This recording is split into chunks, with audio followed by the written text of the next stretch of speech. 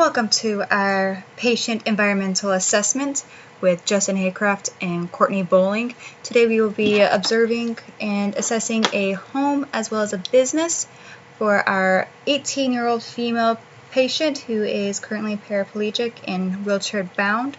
She is currently going to college and is hoping to one day move out and become fully independent. Starting with our home is a one-floor home with an attic. However, you go through the garage to get to the attic, and there is no basement. Starting with the entrance to the home. Typically, our patient enters through the front door, which the width, as you can see at the main entryway of the door, is roughly about 7 feet and 2 inches wide. And with that step that you see, it is 3 feet and a quarter inch high. So with this, yes, we will have it will be recommended for our patient to have a ramp installed to enter her home. Otherwise, it will be very dangerous for her to enter into her home. Adding to that, the entrance itself, the doors, consists of a storm door on the outer end, which opens out, and there is a locking mechanism from the top and the bottom. And then the door itself, which unlike the storm door, which has a long handle, the door itself has a keypad instead of the traditional locking key. This allows for easier access. Both the door sill and the door itself is composed of metal and wood. The door itself has a height, right here, a height of 1 inch. I lost where I was going. And a width of 3 feet. Entering into the home itself, there is no hallway but an entryway where, yes, the rug is considered an obstacle when she enters into the house. Entering the house, the shoes go into the basket and then the purse goes onto the stand as well as her keys. The entryway is about 7 feet 5 inches. When you enter into the house, there is a quote living room, which isn't the traditional living room, and then going further in is the legit actual living room or family room, and then on either side is a straight line for one hallway to the other. Inside the home, this is the non-traditional living room, which is primarily being used for the dogs because they have leather couches. This is a wide opening to enter in. However, this will probably not ever be used other than for the dogs, honestly. And this table lifts up and over to this couch. This is a hardwood floor, which is why a lot of these you'll see rugs. But while the rugs are difficult to maneuver on and over, the floor itself is not highly waxed, so there is that plus. So entering into the room, on one side of the house is, quote, patient's hallway. This contains the patient's bedroom, which is on the left side, the bathroom right here. Further down is the laundry room, and this door right here is the spare bedroom. This is the entryway to the kitchen. On the opposite end, which is a full straight line of no carpet, no nothing, just hardwood floor, is the caregiver side, which has the office, spare bedroom, which is actually a craft room, and the caregiver's bedroom, as well as 2 pantries of household products. The hallways are about 3 feet 9 inches. All doorways are between 2 feet 6 inches and 2 feet 7 inches, other than the patient's bathroom, which is 2 feet 3 inches. Further back is the back room, which was once the exit of the house into the backyard. The doorway itself is 2 feet 7 inches. However, there is a 4-inch step So if the patient wishes to go out to the back into the backyard, it will be recommended to have a ramp.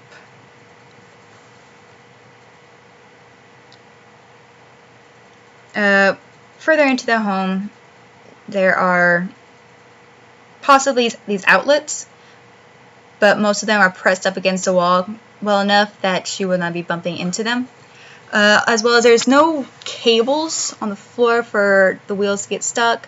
Any cables are actually behind furniture. Any bumps or quote faulty floors is more of the thresholds separating the rooms.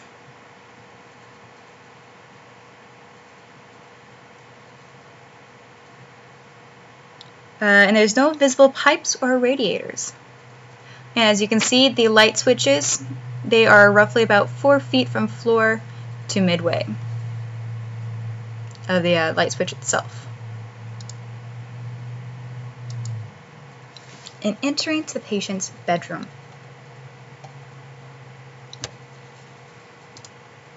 So the patient's bedroom is the far end of the hall, and easily able to turn it into the door, with the door completely open. Now, while there is a rug, the reason why the rug is there is because the bed is on a frame with no wheels with underbed storage. So it keeps the bed more stable, and the patient is able to transfer onto the bed. That given, you will see later on there are some issues. With the patient's bedroom, this is a queen-size bed, which stands at a height of 2 feet and 1.5 inches and a width of 4 feet 10.5 inches. So there, to be able to reach these windows, which are normally locked for the patient's safety, there is about a foot width of room between the bed and the door sill. So reaching those windows would not be obtainable if the patient needs to open the windows.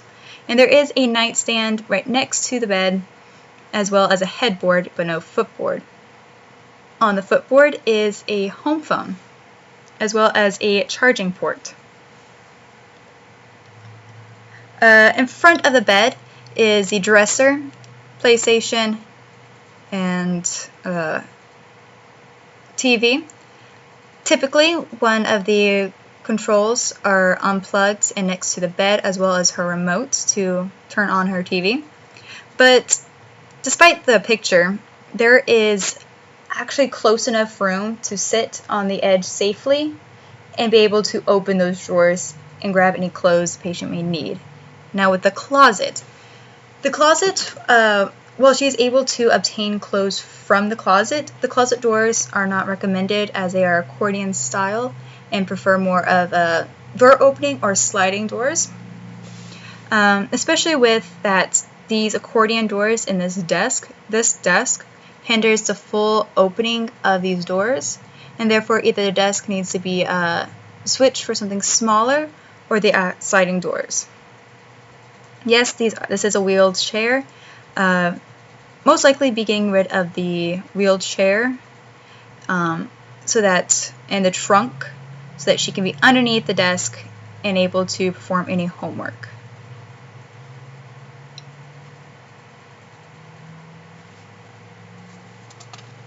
As I said, but I'm going to repeat myself for this, the light switch is on the left side, and as previously mentioned, all light switches from the floor to the top of the light switch is between 4 feet and 4 feet 4 inches.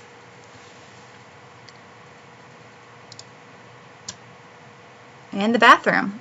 So same side of the bedroom is the bathroom, which I said earlier is the doorway itself is 2 feet 3 inches, and here is the laundry room.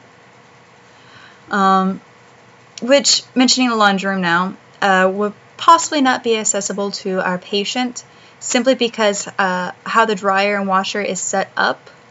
You have to be standing and reaching into the washer to pull clothes out. So if she's grabbing any clothes, it'd preferably be from the dryer. However, there is not enough room for her to turn in the wheelchair when entering and exit. And the laundry room leads straight to the garage. which will not be attainable at all because of the mess in the garage. So entering the bedroom, it is a tile floor with a threshold and a rug, which any rugs will be removed for easier ability to transfer onto tub, toilet, and utilization of the sink. The walls are drywall, so typically grab bars will be added. However, you'll see why not. Starting with the sink. The sink would be recommended to be changed to a vanity sink, so it's lower down, so the patient could be easily reach the brushes in the back, the soap, actually be able to wash their hands. Additionally, the faucet itself will be changed to long handles from hot and cold, so that they don't have to reach for long periods of time. Also, so that the wheelchair can be underneath the sink for easier access and to not make a mess of themselves, and also put makeup on, but still being able to wash their hands and have their products possibly in this cabinet right here. The toilets, as you can tell, it's not really close to anything other than a tub, and it's not advisable to use the tub as grab bars. So it would be recommended to either have grab bars for the toilet itself, which they have where it slides into the toilet itself or around it, so the patient can easily transfer onto the toilet for more support. Or there is something for the bathtub and toilet. It's called a long reach tub to toilet transfer bench. So yes, a lot of these, the trash can and the bottles will be moved to support the tub bench. Oh, the toilet itself is from the floor to the toilet seat is 1 foot 4 inches, while the height of the sink is 2 feet 8 inches from the ground, which is why I recommended the vanity. The bathtub is a bathtub, as I said, and a shower, all in one. The shower head is attachable. Didn't get a picture of it, but there is a detachable shower head for the patient with a rotating head to change the settings on both the water pressure and water temperature. From the bathtub dimensions from the floor to top is 1 foot 5 inches with a width of 1 foot. It is attached to the floor and wall. So yes, right next to the bathtub as well is the towel rack. But as I'll repeat myself again, they have a tool to where it's a 2-in-1, as I like to call it, where it stretches out to the bathtub or to the toilet for transfer if the patient needs to use the bathroom prior to needing to shower, and where they can slide over into the tub and bathe themselves, and then slide over after they are done. And they also have where they have the backrest for the patient when they are showering that is adjustable, as well as placement of any handrails or grab bars.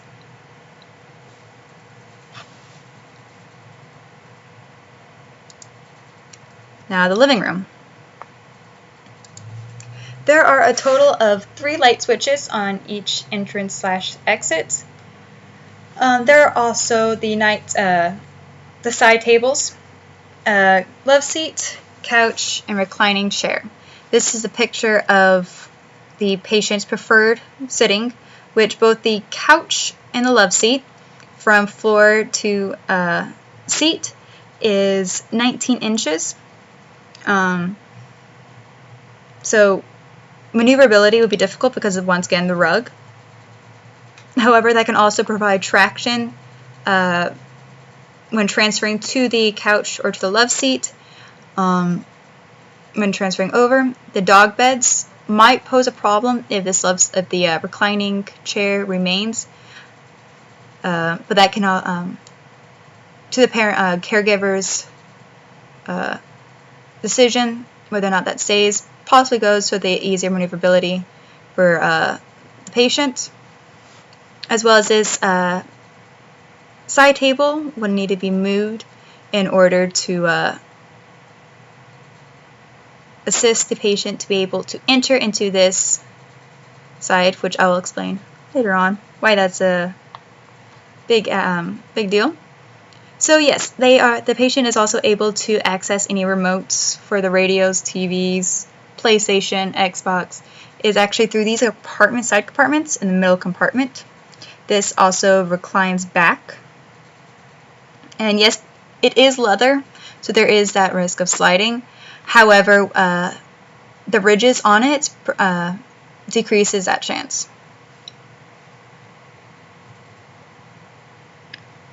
And now the dining room. The dining room is interesting because it connects straight into the kitchen, which I will be able to provide a picture of the hallways and entryway, in which would be more easily accessible for the patient. So this is the dining room. This is like I believe I already mentioned it, this is the easier doorway, which has a dimension of, I believe I said it was did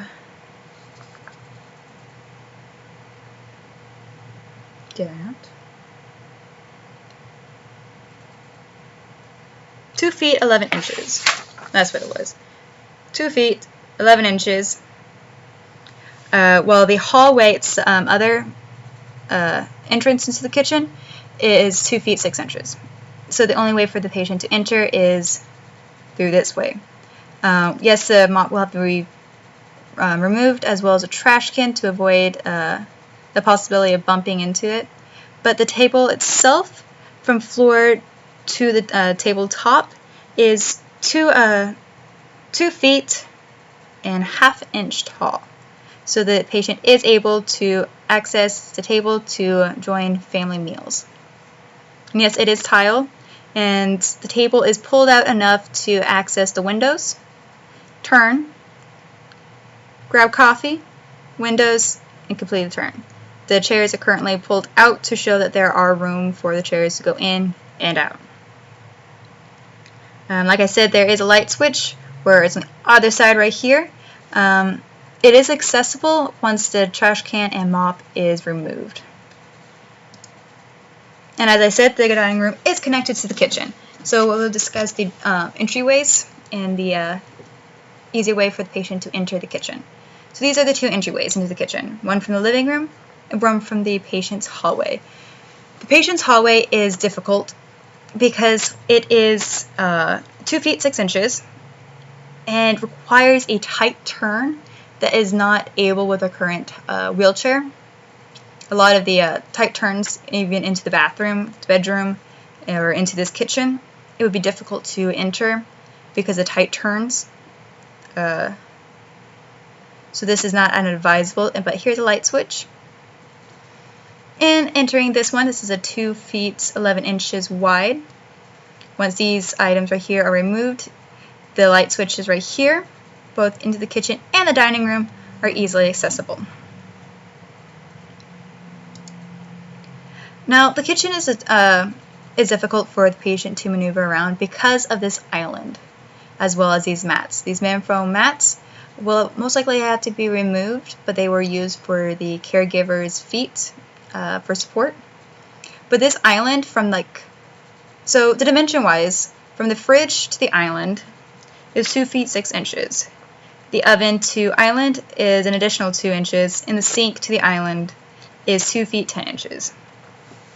So any ability to slide open the freezer will not be accessible, nor is opening the fridge and grabbing any ingredients or food from there will not be accessible. However, being able to grab anything from the oven is much more easily accessible, as well as putting dishes away, either into these lower cabinets or this dishwasher. There is a toaster on this other side right here, it's peeking out a little bit, that the patient can use, and right underneath the toaster and these cabinets are pot holders and oven mitts. But yes, maneuvering around this island is a difficulty and would either need to be lowered and smaller or completely removed in order for the patient to turn and be able to move stuff. And if they are able, once this island is removed, they are able to maneuver easily and obtain items, ingredients, anything else.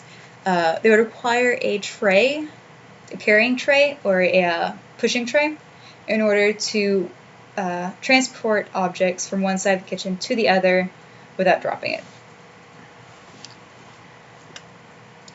Now with the sink. The sink is interesting because it stands at 3 feet. So when sitting in the wheelchair, they can see the sink, but they can't see in it. And say this is filled with hot water and they don't know it, or there's utensils in there, they won't be able to know it. So washing any dishes in the sink proves to be a difficulty. So either the sink itself needs to be lowered for the patient to wash dishes, or any dishes already washed be dried and placed on the countertop where the patient can easily grab and put dishes away. Once again, here is a fridge. So these two right here slide out and these open up. But because of this island right here, any sliding open will be difficult, and any opening and grabbing from top shelf will be difficult as well. So here are 2 pictures of dishware and medicine cabinet, as well as more dishware and utensils, where these are much more easily accessible, especially with inside these are sliding Tupperware, I guess, where they pull out and any mixing bowls or storage containers are in there. Grabbing plates, bowls, cups would prove to be difficult, so if the patient in future requires to reach these, they would need to be placed lower on the countertop. And here is the layout of the kitchen, where originally this was a breakfast area, which is now the dining room, the entryway to the backyard, which is now the back room, the entryway to the living room, hallway, the stove and the microwave, the refrigerator, the pantry right here, which is not walk-in, the island, sink, and cabinet space.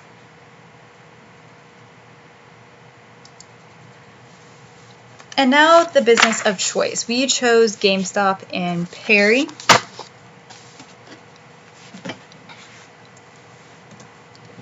So here is a picture of GameStop right here, and the entrance is right there. But as you can see, very close by to the door, which opens to the, I want to say it's like opening to the left. So when you pull it out, the door opens to the left side.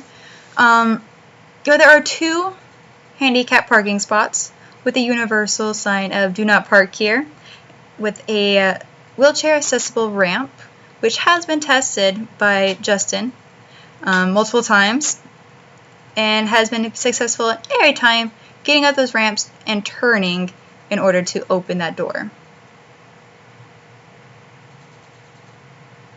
For employees, on the back there is a wheelchair ramp, but focusing on the customer. So here is the doorway. The doorway itself, the entrance, right here. There you go. They had just opened, so they still had some of their equipment out. The door stands with a width of 32 inches. And the good thing about this store, that despite it being a small town, GameStop is very spacious. There's a lot of room, not a lot of aisles, a lot easier to maneuver around. Especially between these racks and the wall, those has a max width of 75 inches. So it was easier to go around through looking at these racks, looking at the games, accessories, being able to turn at this corner without hitting any racks or hitting the walls or any of the displays. The good thing about this store is the counter itself. The counter, they have two choices for customers, a higher counter and then a lower counter, which is primarily used for wheelchair users. This counter space, it has a height of 74 inches, similar to the distance of aisles, but a height of 74 inches, where it was tested if the patient was able to stay in her wheelchair and check out, and it was successful.